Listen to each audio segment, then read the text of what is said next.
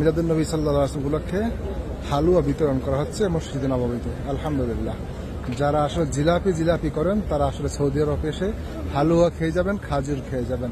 ইনশাল্লাহ আমি হালুয়া পেয়েছি। পবিত্র ঈদে মিলাদুন্নবী সাল্লাল্লাহু আলাইহি ওয়াসাল্লামের শুভেচ্ছা এবং অভিনন্দন জানাচ্ছি।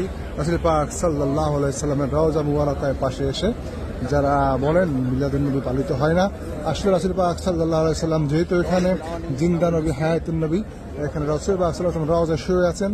এখানে লাখ লাখ আশিক রাসূল এসে সালাতু সালাম পেশ করে।